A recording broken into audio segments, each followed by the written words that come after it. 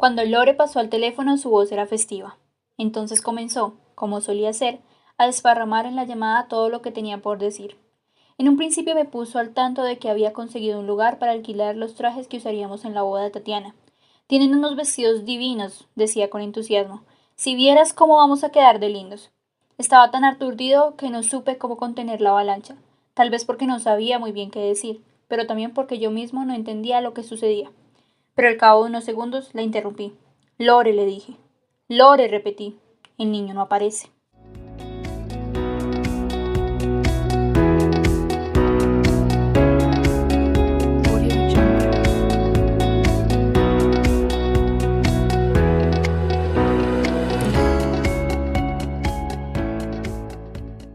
Normalmente cuando viene la palabra cuento a mi cabeza, comienzan a surgir en mi mente recuerdos de cuando era niña y los cuentos que escuchaba y veía en la televisión. Cuentos de hadas, cuentos de los hermanos Grimm, cuentos sobre princesas, la princesa y el sapo, Caperucita Roja y demás. Entonces, cuando me planteé en un principio qué es el cuento en la actualidad y cómo se está desarrollando el cuento en el contexto colombiano, fue un choque totalmente distinto lo que mi mente guardaba de cuando era niña de lo que actualmente es el cuento en Colombia.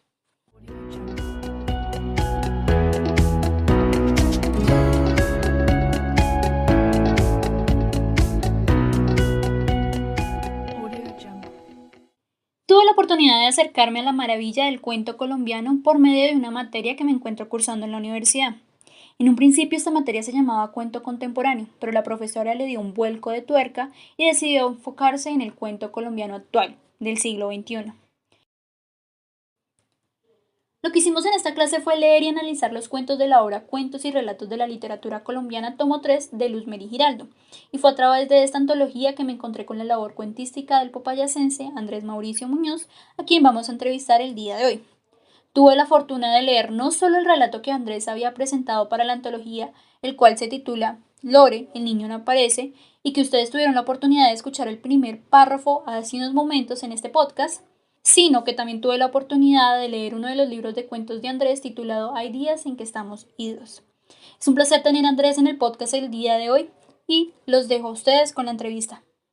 La verdad es que, como te estaba comentando, eh, este, este proyecto surgió gracias a la antología de Luz Meri Giraldo de cuentos y relatos de literatura colombiana, el tomo 3, que es la que estuvimos leyendo a través de todo el curso de cuento colombiano que estuvimos realizando este semestre en la Universidad Nacional, en el Departamento de Literatura. Entonces yo la verdad no conocía mucho acerca del cuento colombiano, ha sido todo un aprendizaje esta materia y por eso como que mi primer acercamiento fue esta misma antología de Luz Meri Giraldo. Pero entonces te quería preguntar, ya Luz Meri tenía 2 tomos antes de este tercero que estamos leyendo y pues quería preguntarte más o menos cómo fue el proceso de escogencia de cuál cuento enviar a Luz Meri, o Luz Meri te dijo, yo quiero que este cuento haga parte de la antología, o cómo fue ese proceso de saber qué cuento era el que iba a ir para esa antología de relatos colombianos.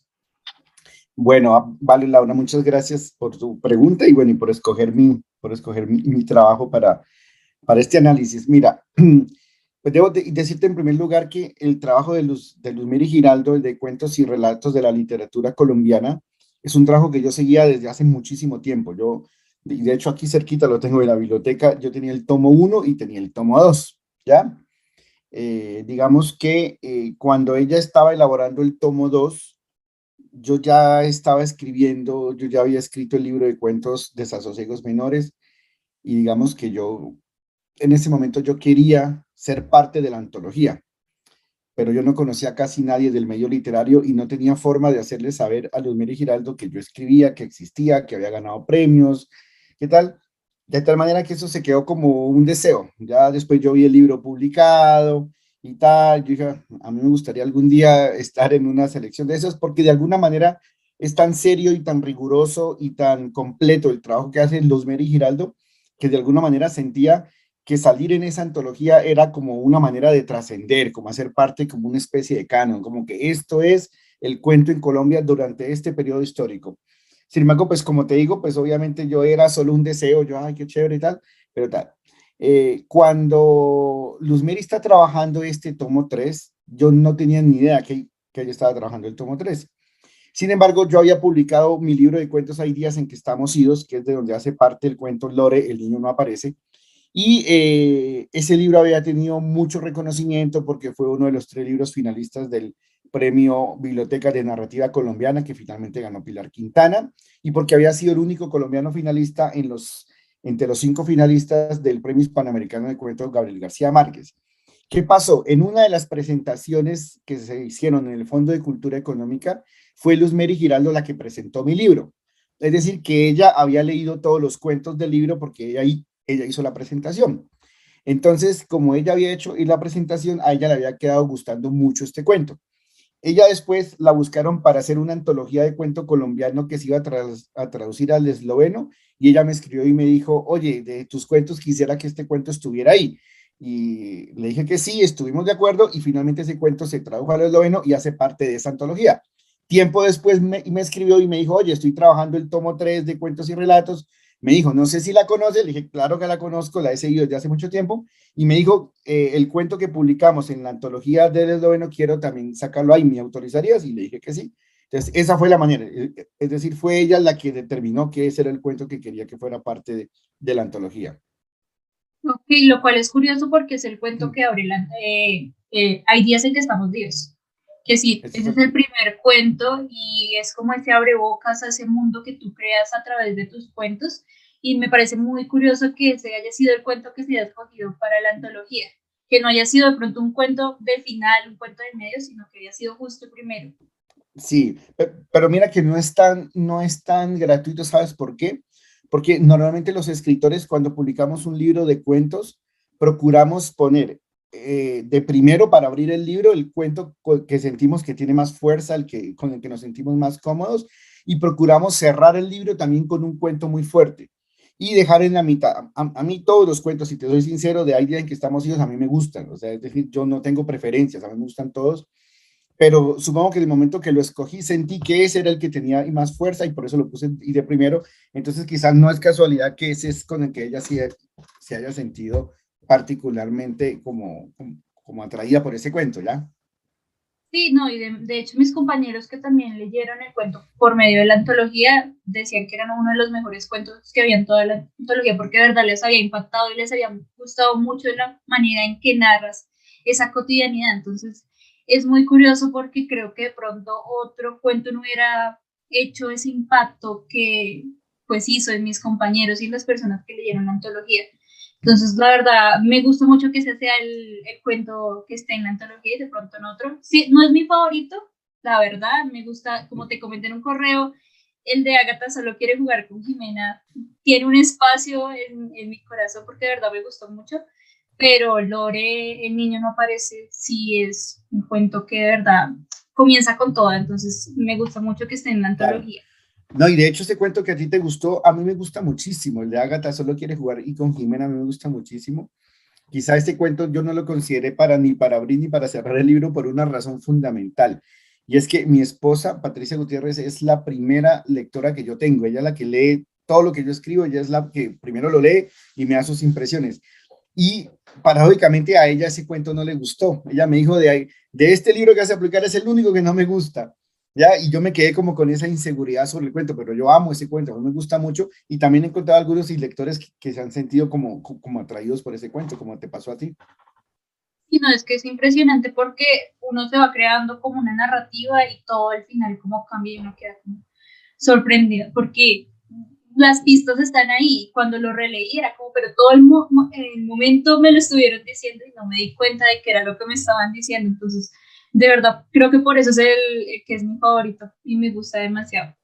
Eh, para hacerte de pronto otra pregunta, escuché una entrevista que te hicieron el año pasado para un podcast, no recuerdo exactamente el nombre, pero tú habías comentado de que te sueles hacer una idea muy clara de qué es lo que vas a escribir e incluso le llegas a dar los títulos a los cuentos antes de escribirlo, lo cual me parece muy curioso y entonces quisiera preguntarte más o menos por cómo es tu proceso de escritura.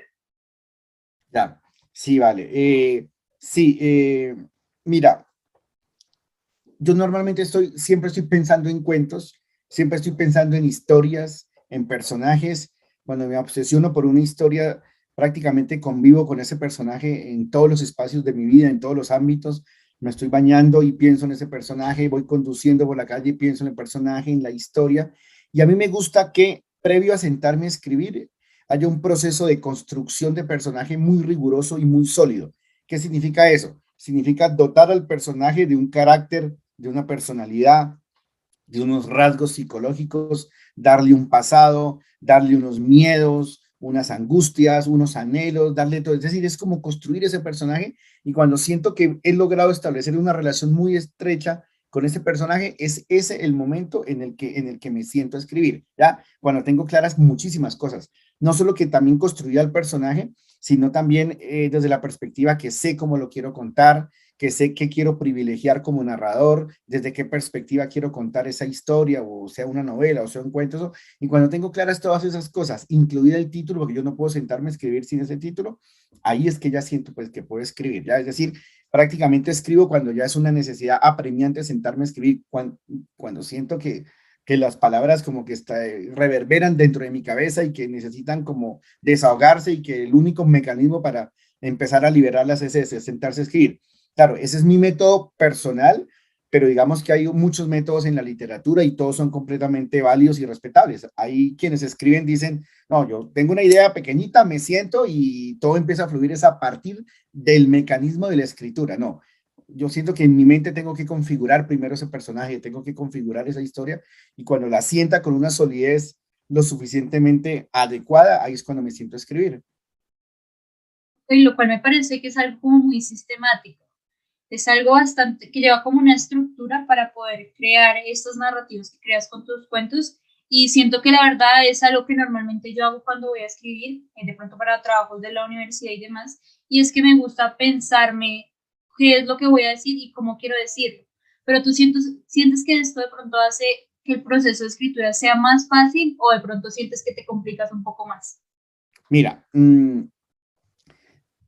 y depende. Es decir, si uno concibe el periodo de escritura como el periodo desde el momento en que te sientas a escribir, yo siento que lo facilita, ¿ya? Porque el solo hecho de conocer a mi personaje, el solo hecho de saber cómo reacciona mi personaje ante cualquier estímulo o disrupción en su cotidiana o cualquier cosa, hace que yo tome las decisiones literarias más fácil, ¿ya? Es decir, si yo te conozco a ti, Laura Córdoba, y he tomado café contigo y he rumbeado contigo y he ido a paseos contigo, tal, y yo te estoy escribiendo sobre ti. Yo sé cómo vas a reaccionar tú ante una ruptura amorosa, si pierdes un ser querido, porque te conozco. Pero si yo no tengo ni idea de mi personaje, si no lo conozco, voy a decir, bueno, ¿y cómo hará? ¿Será que se aflige? ¿Será que entra en un mutismo? ¿Será que grita, llora? No sé, como que cuál va a ser su reacción. Entonces, concebido desde el momento en que se escribe, siento que se facilita el proceso. ¿Ok? Pero si asumimos o si concertamos en que el proceso de escritura comienza cuando la idea parte en la cabeza, cuando una imagen impactante te seduce y dices, quiero escribir algo sobre esto, quiero escribir sobre el amor, quiero escribir sobre la muerte, quiero escribir sobre esa mujer que vi en la calle angustiada, que estaba parada en una esquina y no sabía qué hacer, con una bolsa en la mano en la que llevaba panes. Si concertamos en que la literatura comienza ahí, claro que el proceso se complica. ¿Por qué? Porque estoy dilatando el momento en que me siento a escribir, porque debo pensar en esa mujer durante 1, 2 y 3 semanas, porque debo, como te decía, tengo que darle un pasado, tengo que darle unas angustias, unos miedos, unos rasgos de personalidad, tengo que hacerla soberbia, tengo que hacerla arrogante o tengo que hacer de ella una persona noble. Es decir, ahí sí siento que se complica un poco el proceso, pero ya a la hora de sentarse a escribir creo que lo facilita.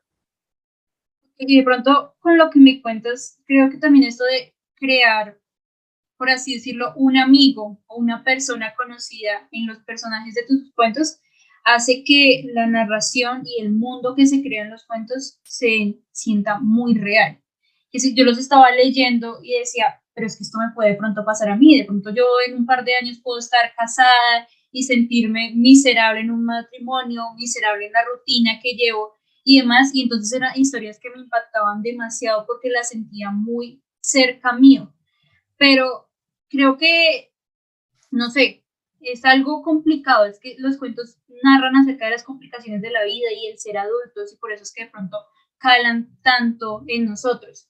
Y siento que de pronto también tú mencionabas que en la misma entrevista que escuché, que estos cuentos intentaban recrear la cotidianidad. Entonces, no sé si de pronto esta misma sensación de que yo me puedo ver reflejada en el cuento sea eh, algún, se creó con este proceso de intentar recrear la cotidianidad o si fue algo que tú quisiste hacer desde un principio, el hacer que el lector se sintiera dentro de la historia. Claro, mira, yo creo que es parte de dos cosas. En primer lugar, los primeros cuentos que yo escribía, los escribía prácticamente de una manera intuitiva. Yo no tenía claro sobre qué quería escribir, sencillamente me sentía atraído por una imagen, por un personaje y escribía. Y no sabía si había algún hilo conductor, si había un mecanismo subyacente, una mirada subyacente, es decir, una preocupación que fuera común o transversal a todos y los cuentos. Sencillamente escribía cuentos. Cuando me veo abocado a querer publicar mi primer libro, yo digo, lo voy a mandar al Premio Nacional del Libro de Cuentos de la Universidad Industrial de Santander. Y ahí, cuando me veo en ese instante en el que debo decidir qué título ponerle al libro, me doy cuenta que no sé cómo ponerle, ¿ya? Y no quería acudir a algo que en esa época era muy común y era coger el nombre de uno de los cuentos y ponerle y otros cuentos. Como que el pollito come maíz y otros cuentos. No, yo quería un título que de alguna manera resumiera esos cuentos que estaban ahí. Entonces me doy a la tarea de releer esos cuentos, de volverlos a leer, y lo que encuentro son personajes desasosegados, personajes afligidos por algo que no cuadraba bien en sus vidas, por algo que no conectaba y que eran desasosiegos muy cotidianos. Me di cuenta que mis cuentos no respondían a grandes tramas, a nada épico, a nada maravilloso, fantástico, sino que eran las tragedias, los despojos cotidianos a los que se enfrenta la gente en su oficina, en la calle, en cosas así. Y ahí me di cuenta que de manera intuitiva yo sí tenía una preocupación en torno a lo cotidiano, ¿ya? Entonces, a partir de ahí sí tomé la decisión. Es una decisión a la cual no he claudicado todavía porque siento que me falta por explorar muchísimo, pero ahí tomé la decisión literaria de que a partir de ese momento mis cuentos tenían que explorar eso, la cotidianidad, ¿ya? Que mis personajes fueran comunes y corrientes, que sus tragedias fueran insustanciales, de la llaneza de la vida, del día a día, y en ese proceso es que me di cuenta que el lector establecía unas relaciones muy estrechas con los personajes, ¿ya? Hay una anécdota que yo siempre cuento y obviamente aquí no te la voy a contar porque es más extensa, pero te la voy a resumir en que yo tenía un cuento que se llamaba Carolina ya no aguanta más y había ganado un concurso nacional de cuento y yo me fui a una fotocopiadora para sacarle unas copias, anillarlo y mandárselo a mi papá para que lo leyera, porque yo quería que él estuviera orgulloso de que su hijo se había ganado un premio y me demoré mucho en ir a recoger esas fotocopias. El hecho es que cuando voy a recogerlas, la chica, la muchacha que estaba ahí, me entrega las fotocopias y me mira de manera extraña y yo no sé por qué me mira así, yo pienso que está un poco molesta porque me demoré en llegar, todo eso, y ella me mira, yo le paso la plata y yo siento que me quiere y decir algo y en algún momento me dice, ¿le puedo decir una cosa? Y yo le digo, sí, dime. Y me dice, yo también me llamo Carolina y tampoco aguanto más, ¿ya?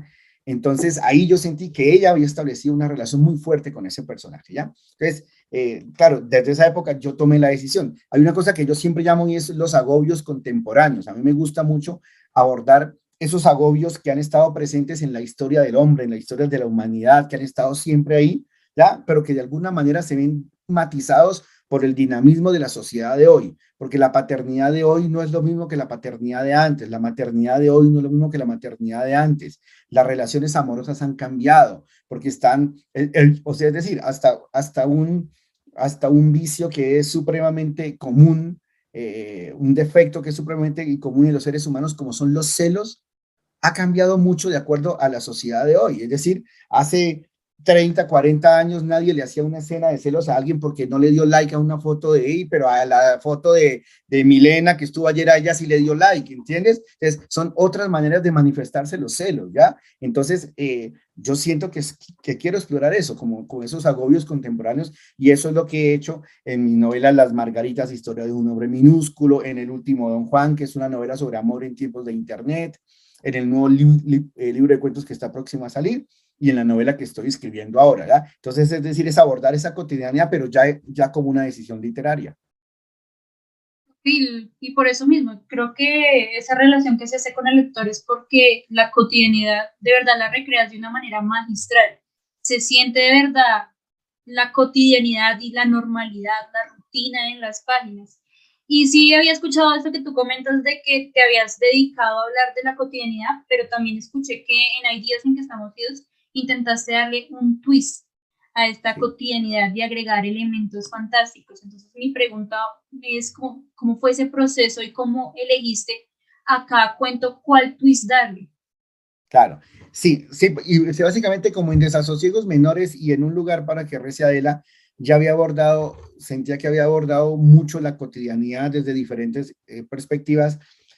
Cuando estaba escribiendo los cuentos de días en que estamos idos, me consideré la posibilidad de incorporar un elemento disruptivo para someter a los personajes a una tensión inusual, ¿ya? Y que a partir de esa tensión inusual me permitiera, primero a mí como creador y de los cuentos, establecer una relación más estrecha con el personaje, pero sobre todo que les permitiera a los personajes advertir la grieta, advertir una fractura que se daba en sus vidas y que hacía que su vida no fuese a ser igual a partir del descubrimiento de la grieta, ¿ya? Es decir, es como cuando tú estás, no sé, tú estudias literatura, ¿cierto? Que es una carrera maravillosa, pero vamos a suponer que no estudias literatura y vamos a suponer que tú escogiste, y obviamente no voy a desdeñar ninguna otra carrera, sino que es un ejemplo. Supongamos que tú escogiste biología, ¿listo? Y estás estudiando biología. O escogiste medicina y estás estudiando medicina. Y vas en cuarto semestre, quinto semestre, y todo funciona bien, y tienes buenos amigos, y sacas buenas notas, y algún día llegas a tu casa y lees un periódico, y es una noticia sobre un literato, una literata, y tú dices, pucha, yo quise estudiar literatura, ¿por qué no estudié literatura? ¿Qué pasó con mi sueño de ser escritora? ¿Qué pasó con mi sueño de esto? A partir de ese momento que adviertes esa grieta pequeñita, eso se empieza a convertir en algo que trastoca tu vida. A partir de ahí empiezas a plantearte, no, pero ¿será que yo sí voy a ser feliz en esta carrera? ¿Será que voy a vivir amargada? ¿Será que más bien me retiro? Tal. Es decir, a eso quería someter a mis personajes, ¿ya? Al descubrimiento de una grieta que les permitiera a ellos cuestionarse y mirarse frente a un espejo y descubrir unos miedos y unos temores que siempre habían estado ahí, pero que solo a partir de ese momento empiezan a adquirir una notoriedad que hacía que, es decir, que se convirtiera un poco en una suerte de traumatismo, ¿ya? Entonces, eso es lo que quería hacer con los personajes. Sí, y eso pasa, los personajes tienen un choque que cambia totalmente su realidad. Siento que de pronto en Lore el niño no parece, sí suele ser un poco más fantástico Es más de y uno corte se... fantástico, claro. Sí, pero de pronto digamos el de la mata, la matica, sí es algo que es totalmente normal y no sé, que si en cualquier momento a uno se le puede morir una matica, pero es esa grieta, como tú mencionas, que se dan cuenta de muchas cosas que ya venían pasando, que si ellos comienzan a notar, es que ya llevamos un buen rato intentando tener otro niño y cosas así, que todo ese pensamiento y ese meollo que se hace en la cabeza de los personajes surge a través de algo que si por medio de Claro, algo que es muy sencillo. claro. Y por ejemplo, en ese cuento, una de las cosas que más me interesaba en ese cuento es cuando un padre se plantea que quizá él no fue tan buen padre como fue su padre, que quizá sus papás lo hacían todo bien, lo hacían todo y perfecto, y él se siente como si fuese un niño que lo arrojaron a la paternidad, o sea, es decir, a ser padre de otro niño cuando él ni siquiera ha madurado, ¿ya? Que es una sensación que tenemos pues todos los padres de hoy, que quizás no la tenían y los padres de antes eran muy seguros de lo que hacían, y así se hace porque soy su mamá, y así se hace porque soy su papá. Ahora están sometidos como a una serie de variables y espejos y enciclopedias y el espejo de las redes sociales, ¿ya? Y es encontrarse con que hay otros padres, hay otras madres que ejercen su paternidad de una manera diferente y quizá es el descubrimiento de, pucha, ¿será que y perdón por la palabra, pero ¿será que le estamos cagando? O sea, ¿será que por aquí no era y la crianza, ya? Entonces, sí, en cada cuento hay como un elemento así como de corte disruptivo. Sí, y también otro elemento que es transversal en todos los cuentos, incluso en Abril, por su falta de ello, es la paternidad. Todos los cuentos, exceptuando Abril, son parejas casadas, con hijos o que intentaron en algún punto buscar hijos. Y entonces mi pregunta es, ¿cómo decidiste escoger la paternidad como algo transversal en todos los cuentos? Ya. Sí, mira, el tema de la paternidad es precisamente porque cuando yo analizaba el tema de los agobios contemporáneos, la paternidad era uno de los que más me inquietaba, ¿no? Es decir, ¿en qué habíamos cambiado los padres de hoy con respecto a los padres de antes, ¿no? Es decir, yo me preguntaba muchas veces, ¿será que mi papá también estaba lleno de esa cantidad de miedos que tengo yo y cuando crío a mi hijo? ¿Será que él también sufría esos mismos temores, esa desazón? ¿O será que para ellos el proceso fluía más, ya? Entonces, y obviamente, por la época en la que estaba pasando con mis hijos pequeños y eso, pues digamos que esa inquietud literaria adquiría una dimensión más relevante, ¿ya? Pero creo que es por eso, porque, no sé, como que en todo momento uno sentía que, pues, que la paternidad era una de las cosas que más se afectaba o se trastocaba con el dinamismo de las redes sociales, con la modernidad, con tantas cosas, porque antes digamos que uno tomaba las decisiones, o los padres, nuestros padres y abuelos tomaban y las decisiones, pero no tenían un estudio ni una estadística de la Universidad de Berkeley de California que dice que los niños que les hacen esto van a crecer inseguros toda su vida. Yo creo que si mi papá hubiese leído una cantidad de esas cosas, diría, uy, pucha, ¿no? Yo como que no hago esto mejor, ¿ya? Entonces, creo que ese era uno de los temas que estaba ahí sobre la mesa y por eso, pues, y decidí de comenzar con eso. Y en el caso de Abril, claro, quise contrastar un poco y es, ella no tenía hijos. En el caso de Abril, el elemento disruptivo que se incorpora es la llegada de esa pareja que llega a vivir y que le permite a ella constatar algo que le parece terrible y es que ella ya no es la figura, la vedette y de otros tiempos, que ha cambiado, que se ha transformado, que todas estas cosas, pero quise contarlo desde la perspectiva de la paternidad o la maternidad, pero desde la perspectiva de que no lo es, de que no los tiene, ¿ya? Y si eso suponía pues para ella algún tipo de angustia o desazón, ¿ya? Sí, exacto. Y también es que siento que estos, como tú lo dices, agobios, son agobios de personas de cierta edad. Siento que tus personajes son entre treintones y cuarentones. Ujú. Y que decir, no son desasosiegos, agobios que tiene una persona más joven o que tiene una persona muchísimo más vieja, sino es de una específica etapa en la vida en donde nos estamos convirtiendo en adultos, estamos comenzando a formar familias y Ujú. convertirnos en algo como más formado, por así decirlo. Pero entonces, ¿por qué esta población y no otra? ¿Por qué estos agobios de esta población y no de pronto querer hablar de los agobios, por ejemplo, de los jóvenes intentando buscar carrera, de la situación de los jóvenes en el país o algo así? ¿Por qué exactamente una población de pronto un poco más mayor, Ujú. no adulta? Claro, no, yo creo que en parte es por la población a la que uno se siente más cercano, ¿ya? Y más afecto, ¿ya? Es decir, claro, yo recuerdo que en Desasosiegos y Menores había cuentos, por ejemplo, de estudiantes, ya no eran estudiantes, eran profesionales, pero eran profesionales recién graduados llegando a Bogotá a abrirse camino. Todavía no estaban casados, todavía y no tenían hijos, todavía la rumba estaba presente en ellos, pero con esa preocupación de pucha, ¿qué va a pasar con mi vida, no? Entonces quizá mis personajes de Desasosiegos y Menores podrían ser de 22, 23 o 24 años, ¿ya? Aunque en Desasosiegos, o aunque después en un lugar, y para que Reciela, pues también apareció una señora mayor y tal, pero yo siento que, claro, que el promedio de edad de mis personajes ha ido cambiando, pero yo creo que de alguna manera tiene que ver con la realidad a la que uno está más cercano. Sin embargo, ahorita en la novela que estoy escribiendo y en el libro de cuentos que acabé de terminar hace un par de meses, nuevamente vuelvo a personajes profesionales grandes, pero todavía no están casados, quizá están a los 28, 30 años, no se han casado todavía, cosas así. Entonces, digamos que están en otra etapa. Yo creo que tiene que ver más que todo con lo que estaba pasando por mi mente en el momento en que decidí escribir esos cuentos. Y lo cual también es curioso porque yo alcancé a leer, no lo leí completo, pero sí alcancé a leer algunos cuentos de desasosiegos menores. y recuerdo mucho el de Carolina, Ya no aguanta más. Y de hecho, cuando los leí ambos, porque escogí dos cuentos específicamente, ese y el de Ágata no aguanta más, porque quería decir cuál era el libro que iba a reseñar para la clase. Y fue muy curioso porque sentí que el de Ágata llegó más, el de Ágata No quiero jugar con Jimena llegó más a mí, aunque no estaba ni en mi rango de edad, ni yo me encontraba enfrentando las cosas que se encontraba enfrentando nuestro protagonista, pero aún así, como lectora me podía ver en el libro sin necesidad de tener que tener una similar o algo por el estilo, lo cual me pareció muy curioso y por eso era que te quería hacer esa pregunta acerca de la edad, porque sí siento que uno suele escribir de pronto con algo que se siente un poco más identificado. Sí, correcto. Pero mira, sí, exacto. Pero mira que, claro, que la literatura también, es decir, el arte de escribir, el arte de la literatura, también radica en ponerse en una situación incómoda. También radica en ponerse en una situación de la que no conoces mucho, pero que tienes que ponerte en los pies de tu personaje. Por ejemplo, vas a escribir sobre una madre que perdió a su hijo y resulta que tú ni eres madre ni has perdido a tu hijo.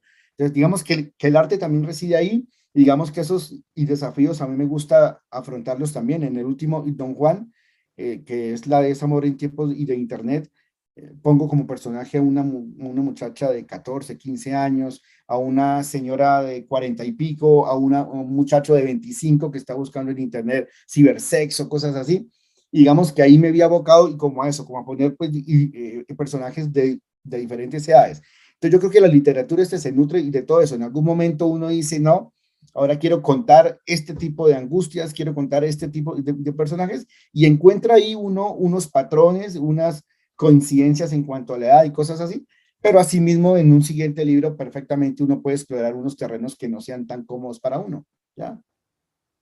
Sí, exacto. Cambiando de pronto un poco de línea, algo que también noté mucho cuando estaba leyendo los cuentos era que los protagonistas siempre estaban intentando como recordar el pasado. Y entonces la narración no es cronológica, no es lineal, sino que va entre pasado y presente, y nos van contando la historia en distintos niveles. ¿Hay alguna razón en específico por qué esto pasa y por qué siempre como que el pasado se está inmiscuyendo en la vida de nuestros protagonistas? Sí. Miren, en parte tiene dos explicaciones. La primera tiene que ver con la manera en que decido contar el cuento, ¿ya? Y en la manera en que decido contar el cuento y la temática y que escojo, normalmente ese tipo de angustias cotidianas, desasosiegos, despojos, ¿ya? Siempre llevan aparejado una nostalgia por algo que quedó atrás, ¿ya? Por algo que no fue.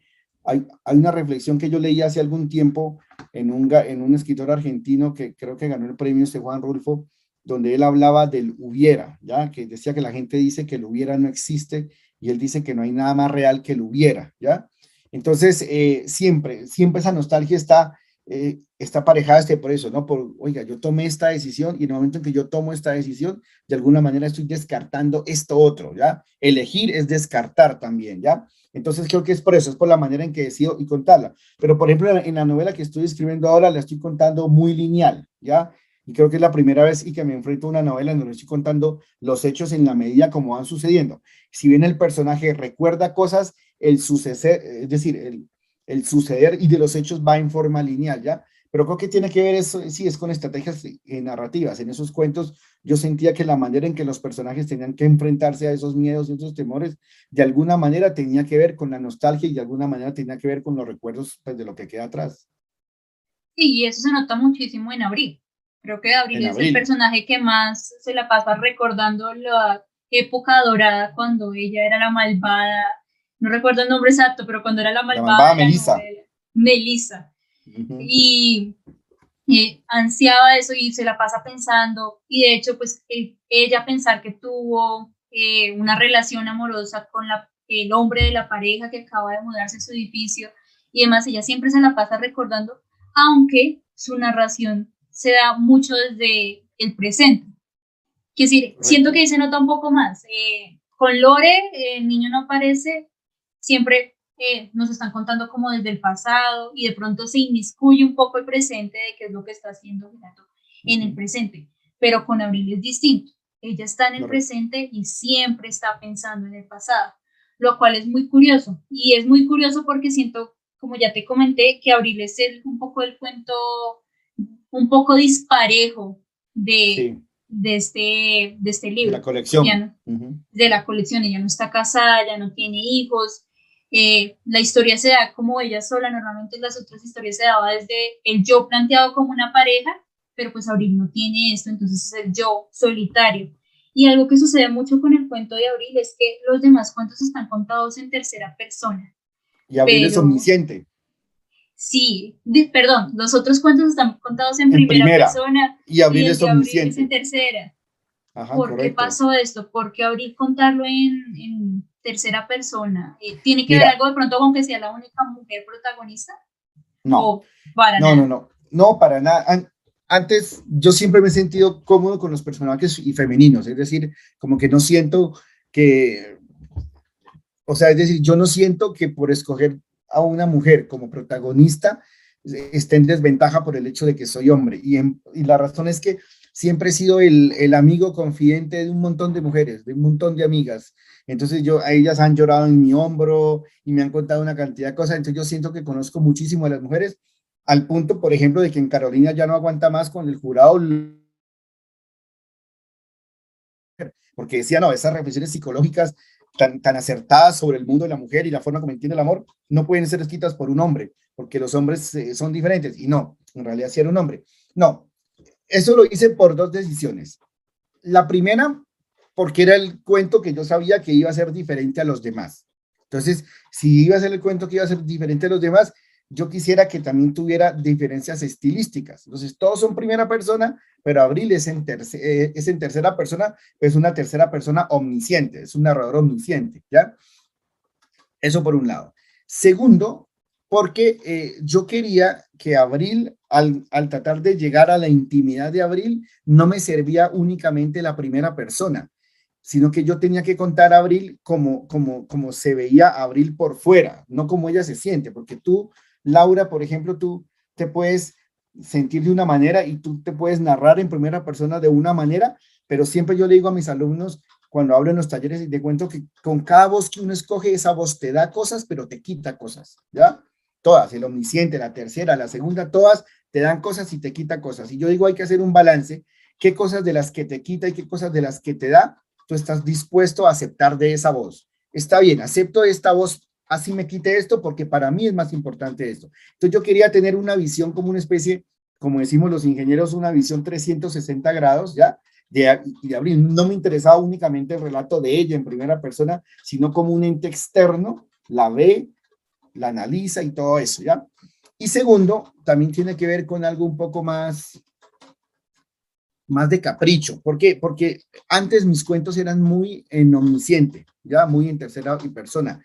Y yo poco a poco empecé a pasarme a la primera persona, de tal manera que incluso en el libro antes y de este, yo siempre procuro tener un cuento todavía en omnisciente, porque de todos modos a mí esa voz me sigue gustando. Es como el que no se resiste a dejar a alguien porque sabe que lo quiere todavía, ¿ya? Entonces, como no sé, tienes un amigo, pero ya tienes otros amigos, pero de vez en cuando te tomas un cafecito con él, vas a cine con él, rumbeas con él, etc. Entonces, yo me siento muy cómodo con esa voz, con ese narrador omnisciente, y lo quería contar así también, ¿ya? Es decir, es como una mezcla entre las dos cosas. Sí, sí, de hecho, creo que incluso con este narrador omnisciente se logra ver demasiado la introspección de Abril. No es como que este tipo de narrador le quite lo que el narrador en primera persona le dio a los otros protagonistas, sino que también se logra a través de este tipo de narrador. Y siento que por eso Abril es uno de los cuentos de pronto más completos de toda la colección. Sí es el más Exacto. disparejo y se nota bastante, es un Uh -huh. choque directo cuando uno comienza a leer Abril, pero aún así es bastante completo y creo que se da muy bien para los sucesos que pasan en el cuento y más que todo en el final. De pronto, como tú Claro. mencionabas, si hubiera sido en primera persona, la narración del final y del asesinato no se hubiera dado de la misma, manera que como se dio con el narrador omnisciente. Claro, sí. Y pues, de hecho ese cuento tenía otro final. Es decir, ese cuento no tenía el final, y es la primera vez que digo públicamente esto. Ese cuento no tenía el final que tenía ahí. el final que tiene ahí era una de las opciones de final, pero yo la descarté. Yo la descarté y le dejé otro final, que es un final que está ahí en el libro, o sea, está en el cuento, pero era un poco más atrás.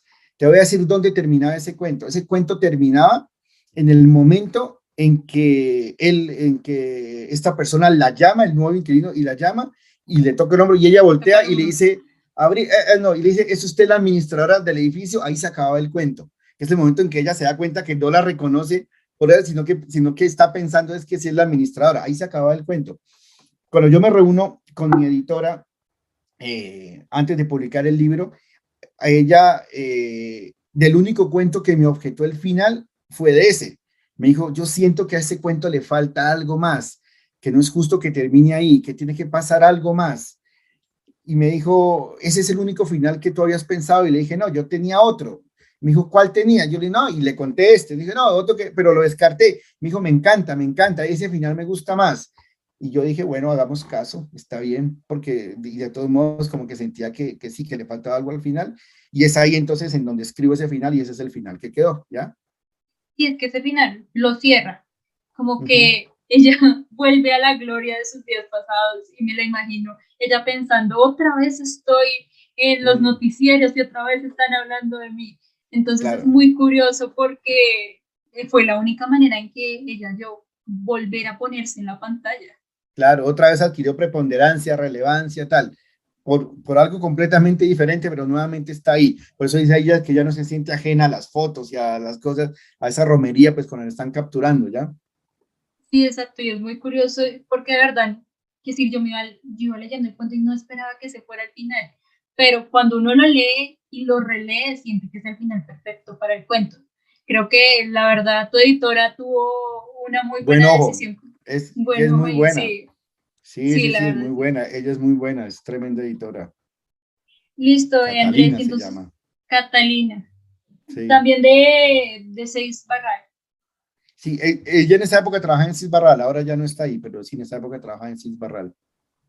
pero lo voy a tener en cuenta porque de verdad un ojo para ese final.